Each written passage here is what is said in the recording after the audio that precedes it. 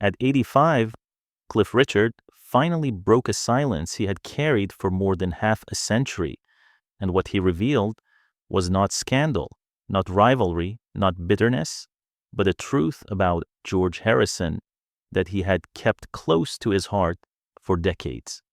His voice, calm, weathered by time, carried the weight of memories stretching back to the earliest days of British rock and roll. George, Cliff whispered in a recent interview, was one of the most quietly spiritual people I ever met. You could feel it in the room before he spoke a single word. But to understand the depth of that connection, we must go back to where Cliff's journey began, half a world away in the fading light of British India.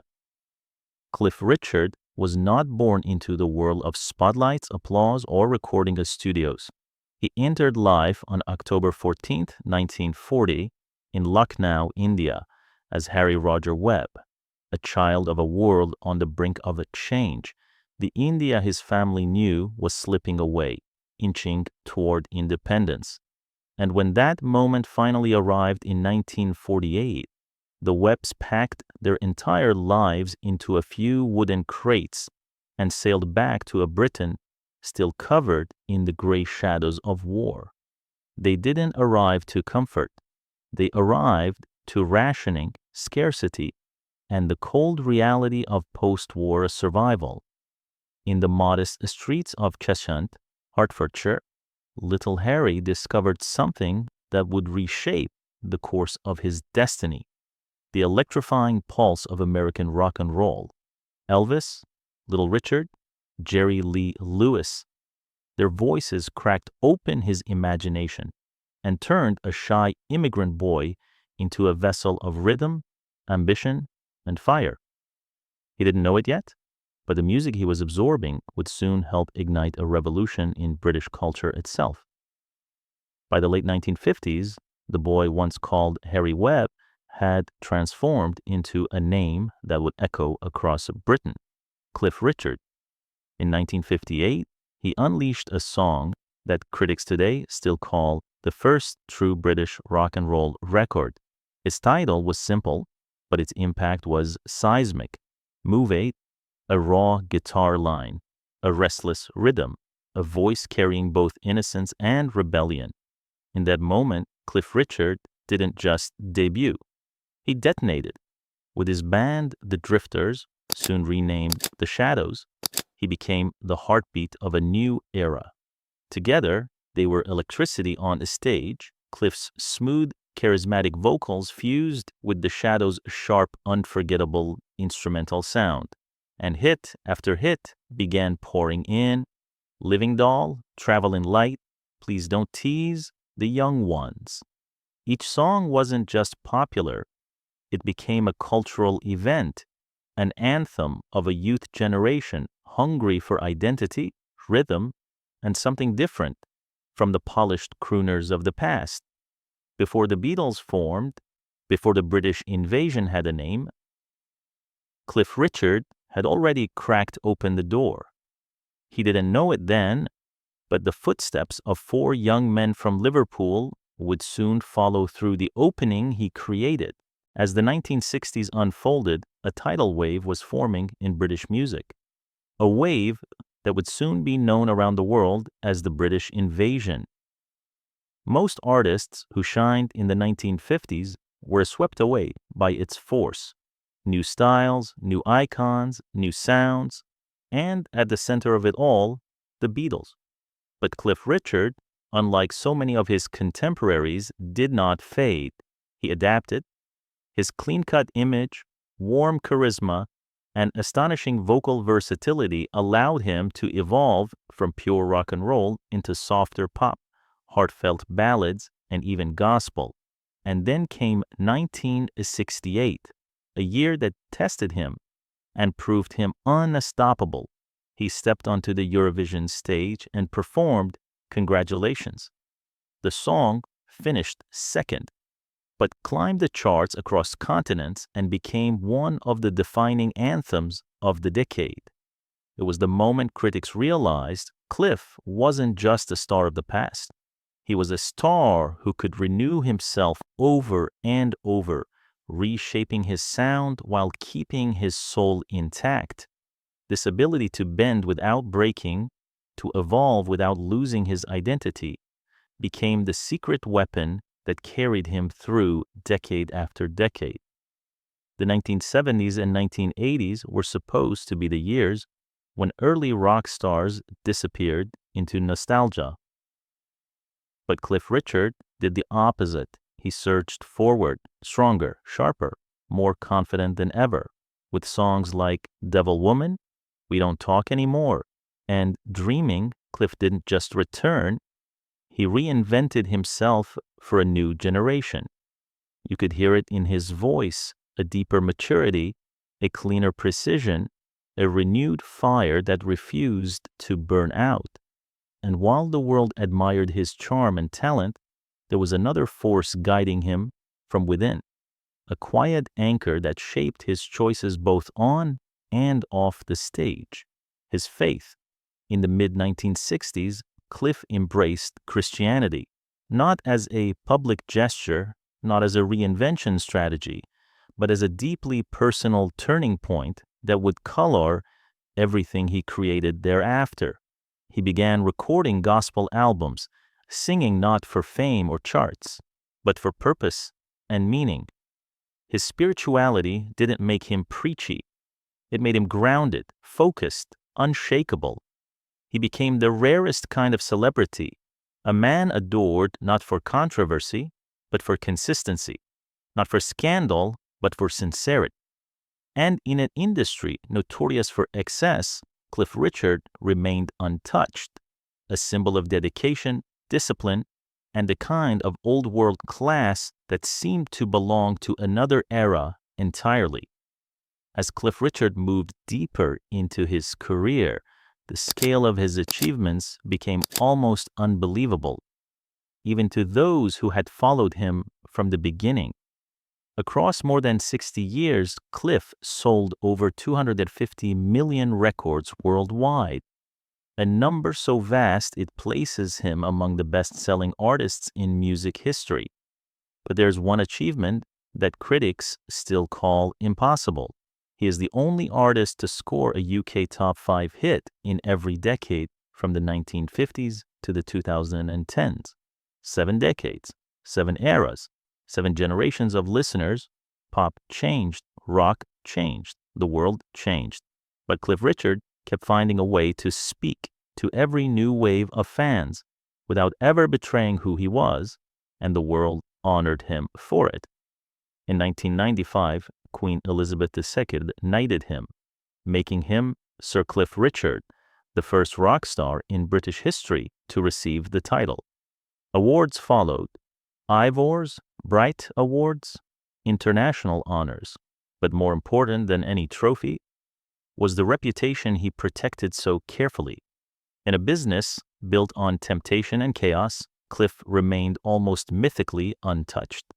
No scandal, no self-destruction, no tabloid downfall, just discipline, grace, and a relentless devotion to his craft. Those who worked with him described him the same way every time. A true professional, always punctual, always prepared, always respectful. Even as he aged, that fire, the one that was born in a boy from Lucknow, never dimmed, not even a little. Even as the decades passed and music evolved into something louder, faster, and more digital, Cliff Richard remained unmistakably Cliff Richard. His concerts, no matter the year, were never just performances. They were reunions, moments charged with nostalgia, joy, and the quiet gratitude of a man who understood how rare it was to still stand beneath the lights after so long. When Cliff walked on a stage, he didn't rush. He didn't try to act younger than he was. Instead, he carried the calm dignity of someone who had earned his place in history, and the audience felt it every time. But even as he thrilled millions, Cliff Richard always chose to live most of his life away from the noise. He never married, preferring the peace of privacy over the chaos of celebrity or romance. His closest companions were his faith, his friends, and his music. He divided his time between homes in the UK, Portugal, and Barbados, places where he could walk the streets with no cameras, no pressure, no judgment. To those who knew him personally, Cliff wasn't just a star. He was kind, gentle, humble, a man who spoke softly, listened carefully, and treated everyone, from sound technicians to television hosts, with the same respect. Decades came, decades went, but Cliff Richard's energy, his enthusiasm, his gratitude, they never faded. And as he entered the later chapters of his life, the world witnessed something extraordinary. He wasn't slowing down. He was somehow still rising. In 2013, when most artists of his generation had long retired into quiet nostalgia, Cliff Richard proved, once again, that time had no power over him. He released the fabulous Rock and Roll Songbook, an album crafted not for chart dominance, but from pure love, a tribute to the golden era that shaped him. The music that first lit the fire inside a young boy in post-war Britain. Fans were stunned. Cliff's voice, warm, steady, unmistakably his, breathed new life into the classics of Elvis, Little Richard, Chuck Berry, and more. It wasn't imitation, it wasn't nostalgia for its own sake. It was Cliff Richard returning to the roots that built him. The album soared to number 7 on the UK charts, quickly earning gold certification, a victory not of marketing, but of authenticity. And just 3 years later, he did it again. In 2016, Cliff unveiled Just Fabulous Rock and Roll. This time, he went even deeper into the spirit of the music he grew up with, mixing upbeat energy with heartfelt tributes. But there was one moment on the album that brought millions of fans to tears, a virtual duet with his late friend Elvis Presley. Two legends, one gone, one still standing, singing across time. It was emotional, it was historic, and it reminded the world why Cliff Richard's legacy endures. His music is not just sound, it is memory, spirit, and devotion. The album climbed even higher, reaching the number 4 on the UK charts and selling over 100,000 copies. At an age when most voices fade, Cliff's still soared. For most artists, 50 years in the music industry would mark the end. For Cliff Richard, it marked a beginning. In 2018, after nearly 14 years without releasing an album of original material, Cliff returned with a project whose title perfectly captured the spirit that had carried him through a lifetime of triumphs and trials. Rise Up. It wasn't just an album. It was a statement, a quiet declaration from a man who had weathered storms, endured public battles, and still refused to bow. Rise Up was filled with hope, uplifting lyrics, confident rhythms, and a maturity only an 80-year-old artist with a young heart could deliver. Fans embraced it instantly. Critics praised its sincerity, its honesty, its energy, and once again, Cliff soared into the UK top 10. He followed this triumph with another milestone in 2020. Music, The Air That I Breathe, a beautifully curated collection that showcased Cliff's unparalleled versatility. Ballads, contemporary covers, emotional tributes. Each track carried his unmistakable warmth, a blend of nostalgia and ageless skill.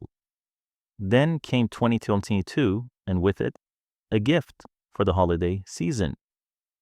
Christmas with Cliff, a festive album glowing with sincerity, filled with the joy and tenderness that defined his best work.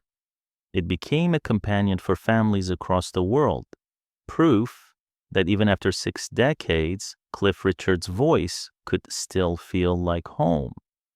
3 albums, 3 different themes, 3 different eras, yet all of them unified by a simple truth. Cliff Richard's artistry does not age. And more than 60 years after his debut, he was still charting in the top 10, a feat almost no other artist in history can claim. For decades, Cliff Richard stood as one of Britain's most beloved entertainers, a singer whose voice shaped generations, a performer whose grace outlasted changing trends.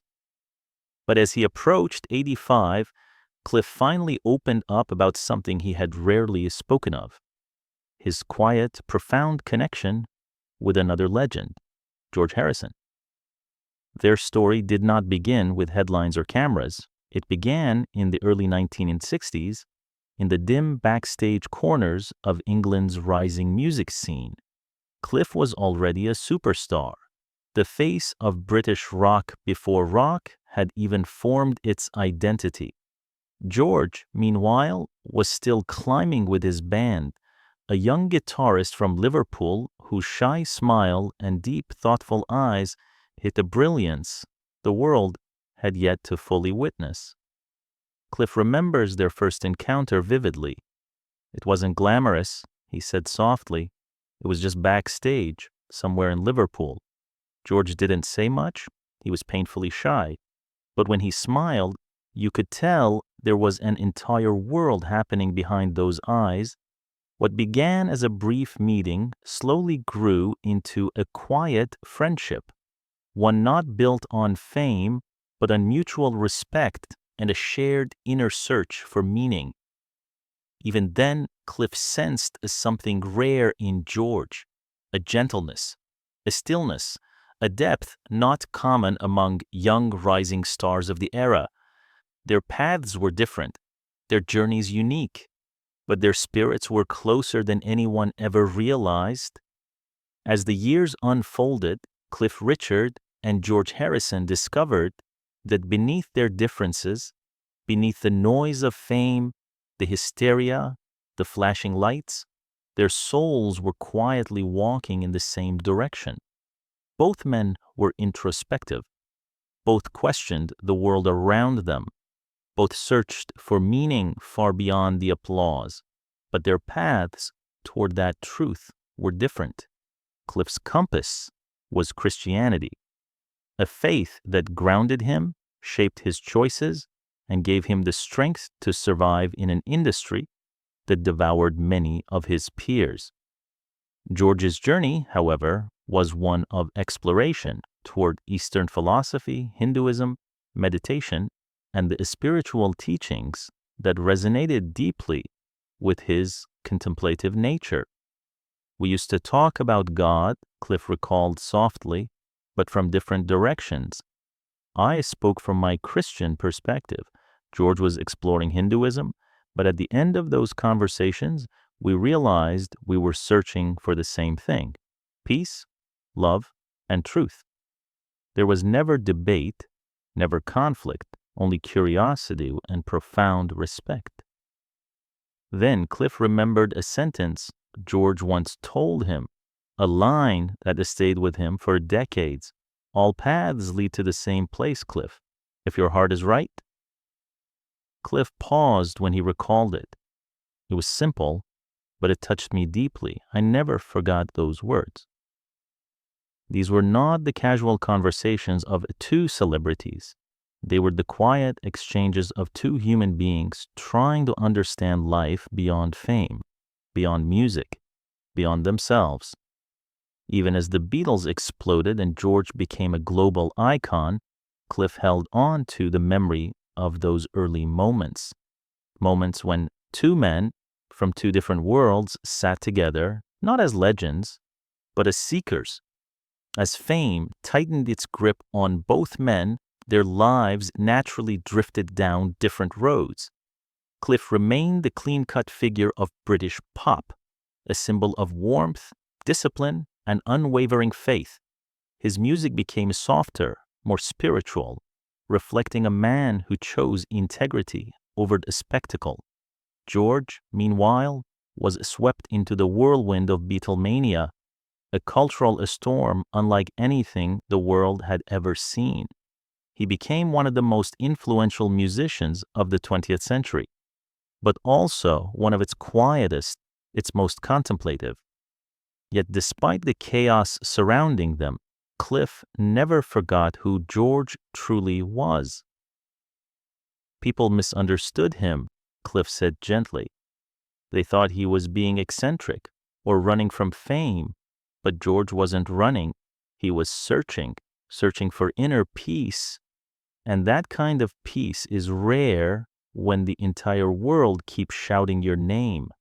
Their paths crossed occasionally at charity events, award shows, private gatherings, and each time Cliff saw the same presence in George, a calmness, a sincerity, a stillness that fame had not managed to corrupt. Then Cliff shared one memory that still left him breathless even after so many years. He picked up a sitar one night and played for a small group of us in the corner of a room. No stage, no audience, no pressure, just George and his music. Cliff paused, reflecting. I was mesmerized. It wasn't performance, it was emotion. It was truth. He was expressing something so deep, so pure, that words couldn't reach it. That moment changed Cliff. It made him rethink music, not as entertainment, but as connection, as spirit, as something sacred. And in that quiet corner of a quiet room, the bond between the two deepened, a bond born not from fame, but from understanding. As the years rolled on, the world eventually lost George Harrison in 2001.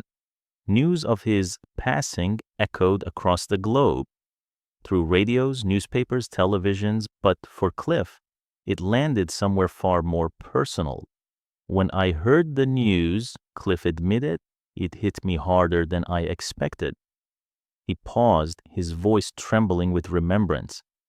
George wasn't someone I saw every week, or even every year, but his presence in my life, it was lasting. It stayed with me. Cliff had admired George not only as a Beatle, not only as a guitarist, not only as a cultural icon, but as a man who had fought relentlessly to stay true to his own spirit. He stayed authentic, Cliff whispered. He searched for truth even when the world demanded entertainment. That I admired so much.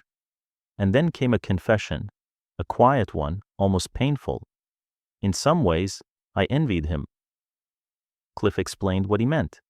George had something Cliff never quite managed, the courage to walk away from fame. George could disappear into his garden, play his guitar, and simply be himself. He had the strength to say, I've had enough. I never quite had that. I loved performing too much, maybe. There was no jealousy in his voice, only admiration and a hint of longing. For Cliff, fame had always been a blessing, but also a weight, a spotlight that never fully turned off. George had learned to step outside it. And Cliff, even after all these years, still wondered how that kind of freedom must have felt. Now, at 85, as Cliff Richard looks back on the winding, extraordinary path of his life, his memories of George Harrison have softened into something deeper, something almost spiritual. I'm grateful, Cliff said quietly, that I got to know him, the real George, not the Beatle, not the icon, but the gentle man who was simply trying to make a sense of life just like the rest of us. His voice, normally steady and composed, carried a faint tremble, not of sadness, but of reverence. We were two very different souls, he continued, but somehow we were walking the same road. Cliff spoke of their bond as something that existed outside fame, outside music, outside the noise of the world. It was not loud, it was not dramatic, it was quiet, endearing, and real. A friendship of glances, of thoughtful conversations, of shared questions about life, faith, and peace. A connection born not from proximity, but from understanding.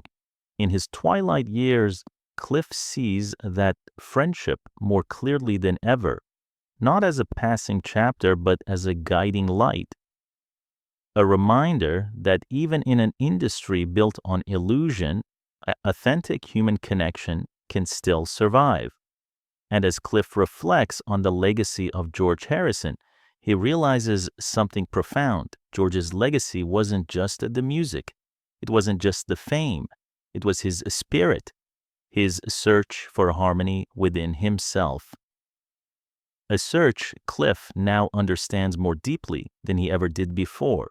There are confessions that can only be spoken when a man has lived long enough, felt enough, lost enough, and survived enough to finally understand their meaning. For Cliff Richard, his truth about George Harrison was one of those confessions. He had carried it for decades, quietly, privately, waiting for the right moment, the right clarity, the right peace within himself. And now, in the soft afterglow of his 85 years, Cliff could finally say it aloud. George taught me something, he revealed, not by preaching, not by lecturing, just by the way he lived. Cliff spoke of George's humility, a humility that seemed almost impossible for a man who had helped shape modern music, who had seen the world scream his name, who had been part of a phenomenon larger than anything Cliff himself had ever experienced. He reminded me, Cliff continued, that music isn't about charts or fame or acclaim. It's about the soul. It's about searching for meaning, something the industry today has nearly forgotten. There was no bitterness in Cliff's voice, only a quiet sorrow for what modern music had become, an admiration for what George represented. George Harrison wasn't chasing success. He was chasing inner peace. He went inward, Cliff whispered, and he found something most of us spend a lifetime looking for. Cliff's eyes in that interview held the weight of years, years of applause, years of loss, years of reflection. And in those reflections, one truth finally rose to the surface. He considered George Harrison not just a colleague, not just an icon, but one of the most spiritually honest souls he had ever known. As Cliff continued reflecting on their connection, he spoke of something the world rarely sees: the quiet relationships, the ones built not on constant presence, but on lasting impact. George and I, Cliff said softly, weren't inseparable.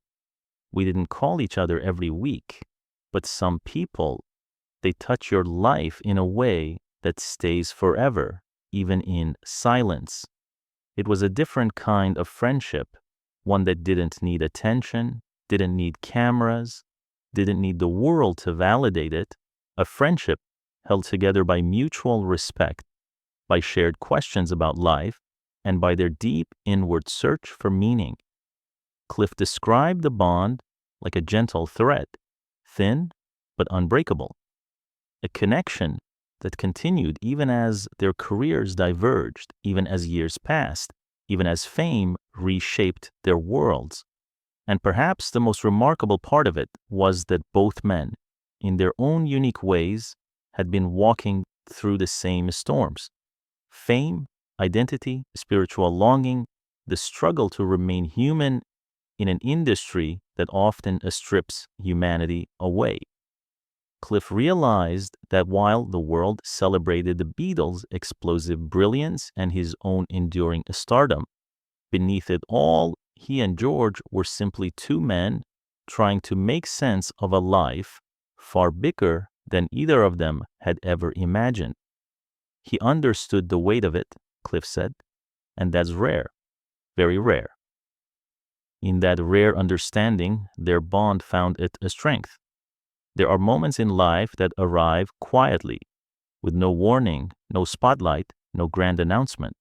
Yet they carved themselves into memory with a force that never fades. For Cliff Richard, one such moment came in a room filled with a soft conversation, a small private gathering, nothing formal, nothing staged. George Harrison was there, and in the corner of that room, away from crowds and cameras, he picked up his sitar. No introduction, no attention-seeking a flourish, just a gentle movement. George settling into himself as though the instrument were an extension of his soul. Cliff remembered it vividly.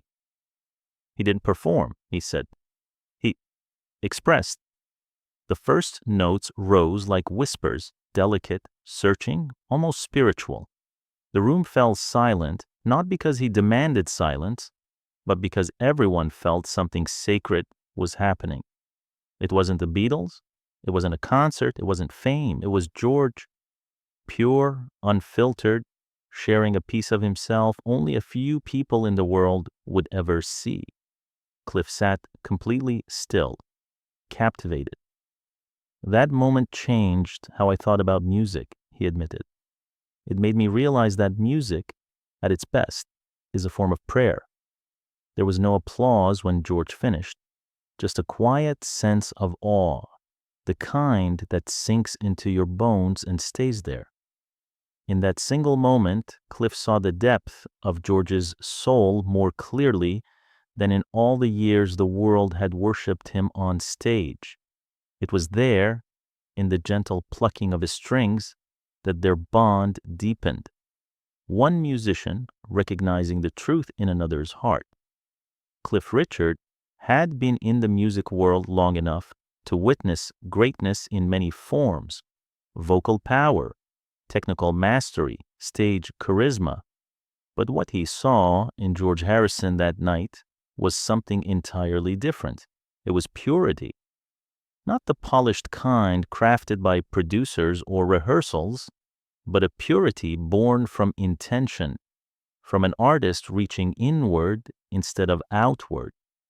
Cliff carried that moment with him like a secret compass. It changed me, he confessed. Not instantly, but slowly, quietly, it changed the way I approached music. George's playing, its simplicity, its honesty, its spirituality, stirred something in Cliff's soul. The industry had taught him to think about melody, about rhythm, about audience appeal. But George reminded him that music wasn't just a craft. It was a conversation between the artist and whatever truth he was seeking. And Cliff, a man whose career spanned eras and generations, began choosing songs more carefully, not just for the charts, but for their meaning. He leaned further into themes of hope, faith, love, inner strength, not because they were fashionable, but because they were real. As Cliff described it, George helped me understand that a song should come from the soul before it ever reaches the microphone. This influence was subtle, invisible to the public, but it quietly shaped Cliff's artistic choices for the rest of his career. And deep down, he always knew that moment in the corner of a quiet room with George and his sitar had shifted something in him in a way no award, no chart success, no adoring crowd ever could. Fame is a strange companion. It exalts, it consumes, it blinds, it isolates.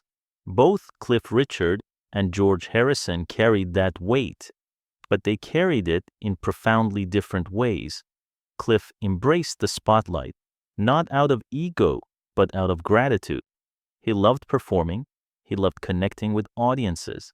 He loved the craft, the discipline, the ritual of stepping onto a stage and giving people a piece of his heart. He used fame as fuel, a way to reach more souls through kindness, faith, and music. George moved in the opposite direction. He recoiled from the hysteria of Beatlemania, from the noise, from the suffocating attention that turned him, a gentle, introspective young man, into a symbol too large for any human being to hold.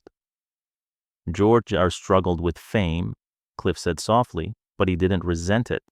He simply outgrew it. George sought refuge in gardens, in instruments, in meditation, in the quiet spaces where the world could not follow him, where he could be George, not a Beatle, not an icon, not a phenomenon. Cliff admired him for that. He had the courage to walk away, Cliff admitted. I never quite had that courage myself. Cliff's confession wasn't regretful, but reflective. He understood that George's path required a strength most people, even most artists, never discover. They were two men standing on opposite ends of the same storm, one facing the wind with open arms, the other turning inward for shelter. But both paths led to the same desire, peace. And that shared longing became one of the invisible threads that bound their spirits together across miles, across years, across the relentless noise of fame. When George Harrison passed away in November 2001, the world mourned a Beatle, a legend, a musical pioneer. But Cliff Richard mourned something different. He mourned the loss of a man whose quiet presence had touched him in ways he hadn't fully understood until that moment. When I heard the news, Cliff said softly, it was like the world paused. He remembered sitting for a long time, not speaking, not moving, just feeling. George had not been a constant figure in his daily life. They didn't exchange frequent calls, didn't spend holidays together, didn't perform duets on international stages. But some relationships don't need frequency to leave a mark. George, Cliff whispered, was someone whose spirit stayed with you, even when he wasn't around. He felt a grief he couldn't immediately explain, a grief that surprised him. Cliff realized that George represented something rare and irreplaceable in his world, a soul who saw beyond fame, beyond success, beyond the artificial glow of celebrity. He reminded me of what matters, Cliff said, and losing him felt like losing a voice the world desperately needs. The more Cliff reflected, the more he understood that George's passing wasn't just the loss of a musician, it was the loss of an energy, a philosophy, a quiet wisdom the industry had quietly pushed aside. In the days that followed, Cliff found himself replaying their moments, their conversations, their shared silences, the notes of George's sitar lingering like incense in memory. For the first time, Cliff realized just how deeply George Harrison had shaped him, not as a superstar, but as a man. As Cliff continued reflecting on George's life, one truth became impossible to ignore. George Harrison left behind a legacy far greater than music. Yes, he had shaped the sound of modern rock. Yes, he had written songs that transcended generations. Yes, he had stood on the highest platform the music world had ever seen. But what stayed with Cliff was not George the Beatle. It was George the Seeker, George the gentle soul, George the man unafraid to pursue inner peace, even while standing at the center of the world's loudest stage. George reminded us, Cliff said softly, that music must come from the soul, not from charts, not from pressure, not from the industry's demands. Cliff knew this deeply. He had watched the industry change, shift, and devour itself, turning artistry into algorithms, creativity into content, heart into trend. But George Harrison, he resisted that. He understood that fame is fleeting, Cliff whispered, but the spirit behind the music, that is eternal. George had walked a path few could understand, turning away from the world at the height of its love for him, choosing truth over applause, meaning over a spectacle. And Cliff admired that in a way that bordered on reverence. He lived with humility, Cliff said, and that humility was his greatest gift to this world. To Cliff, George's legacy wasn't just his discography. It was the reminder that a human soul is worth more than any stage, any spotlight, any ovation. And as Cliff entered the final chapters of his own life, that reminder shone brighter than ever. As Cliff Richard looked across the span of his life, he couldn't help but notice one difference. A difference he had never spoken aloud until these final reflective years. George Harrison had something Cliff deeply admired and quietly envied: the courage to step away. He knew when enough was enough, Cliff confessed. He knew when to walk back into his garden, pick up his guitar, and simply be. Cliff paused, searching for the right words. Words softened by honesty, warmed by age. "I never quite managed that," he said. "Performing, it held me. It filled my life with purpose. But George had the strength to leave the noise behind and return to himself." There was no regret in Cliff's voice, only acceptance. He understood that each man must walk his own path. His path was one of stages, lights, and audiences, a life spent giving and receiving love from millions. George's path was inward, a journey into depth, into silence, into truth.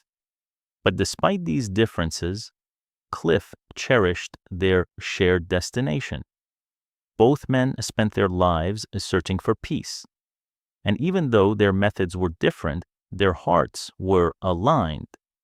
"George taught me," Cliff said, "that a silence can be as powerful as song, that stepping away can be an act of strength, that truth doesn't always live in the spotlight."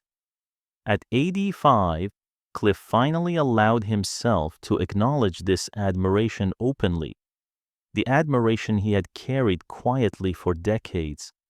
It was not the admiration of a fan, but of a fellow traveler.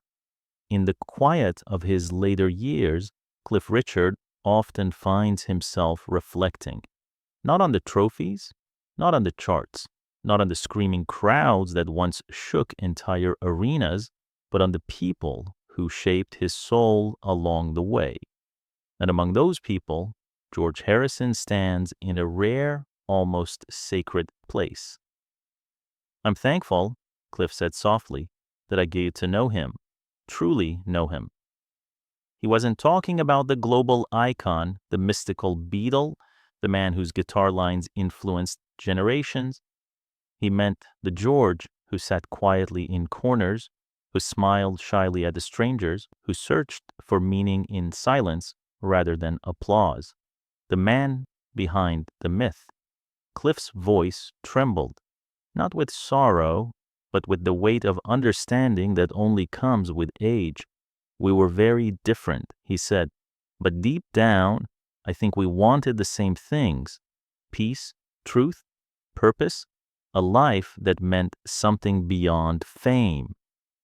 Cliff gazed back across the decades, the lights, the noise, the triumphs and trials, and somewhere along that long, winding road, he recognized the shape of a connection that had always been there, quiet, gentle, and enduring. "We were two souls," Cliff whispered, "walking the same road in our own ways, and for that, I'll always be grateful." It was a confession that carried the tenderness of a man who had lived long enough to understand the true value of connection. Not the loud ones, but the quiet ones that stay with you forever. In the end, Cliff realized something profound, something he had never fully understood in the whirlwind of his younger years. His connection with George Harrison was not about how often they spoke, how often they met, or how loudly the world celebrated them. It was about recognition, a deep, wordless recognition between two men who stood on the world's brightest stages yet, felt the quiet pull of something greater than fame, greater than success, greater than themselves. Some friendships, Cliff murmured, don't need closeness, they need understanding. He spoke of George not as a fellow celebrity, but as a mirror, a reminder of what truly matters when the lights fade and the applause becomes memory. What he admired most was not the music George created, but the life he chose to live, a life of humility, a life of introspection, a life grounded in values larger than the world's expectations. He never let fame change him, Cliff said. Not really. He stayed connected to his spirit. I always respected that. And Cliff, who spent a lifetime giving himself to audiences, to stages, to a world that demanded his presence, found comfort in knowing that George had followed a different path and still reached the same destination. A place of meaning, a place of peace, a place of truth. It was a friendship untouched by envy, unscarred by ego, defined instead by a rare acknowledgement that both men from opposite directions had been searching for the same horizon. And in the end, that was more binding than any collaboration, any photograph, or any headline could ever be. Now, with the wisdom of an 85-year journey behind him, Cliff Richard can speak with a clarity he didn't have in his younger years. He can finally say the truth he carried quietly in his heart for so long. George Harrison was one of the most spiritually honest souls he ever knew. Not because George was perfect, not because he was a Beatle, not because he was a legend, but because George had the courage to be himself in a world that constantly demanded he be something else. Cliff admired that. He protected that admiration like a treasure, holding it close, only revealing it when time and age had softened the edges of life enough to make honesty feel as safe. He was searching, Cliff said, always searching for truth, for peace, for meaning, and he never stopped. Cliff sees it now, the rare purity in George's journey, the quiet brilliance in his choices, the spiritual depth that defined him far more than fame ever could. That truth, the one Cliff finally speaks aloud, is not a story about a superstardom or rivalry or secrets. It is the story of two men each carrying the weight of fame in different ways, but connected by the same longing for something deeper, something real. We understood each other, Cliff whispered, more than people ever knew. And in revealing this truth, Cliff gives the world a final gift, a reminder that behind even the greatest legends, our human souls is seeking purpose, seeking calm, seeking connection, just like the rest of us. In the twilight of his life, as Cliff Richard looks back across the vast ocean of years, the lights, the tours, the triumphs, the storms, one truth shines brighter than all the rest. His bond with George Harrison was never about music, it was about humanity, a quiet understanding between two souls who stood at the heart of fame's hurricane, yet longed for something gentler, something truer, something far beyond applause. George sought harmony, Cliff whispered, not just in his songs, but in his soul. And Cliff, in his own way, had spent his entire life searching for that same harmony, through faith, through music, through gratitude, through the simple act of continuing to rise even when the world changed around him. Their friendship was not loud, not dramatic, not chronicled by tabloids or celebrated in documentaries. It was quiet, it was respectful, it was enduring, and sometimes the quietest connections are the ones that last the longest. Now, at 85, Cliff holds that connection not with sadness, but with peace. I'm grateful, he said, that our paths crossed, grateful that I knew him as he truly was, two souls, walking the same road in different ways. And with those words, Cliff Richard gives the world his final reflection on George Harrison, a tribute wrapped not in a spectacle, but in truth. A reminder that legends, before anything else, are human beings searching for meaning just like the rest of us. A reminder that the greatest stories are not always found on stage, but in the quiet moments between two hearts that recognize each other. And now, with age-softened honesty, Cliff finally lets the world see the bond that outlived fame, outlived distance, and still echoes gently in the history of music, a bond built on peace, on soul, on understanding, and on the kind of truth only time can reveal.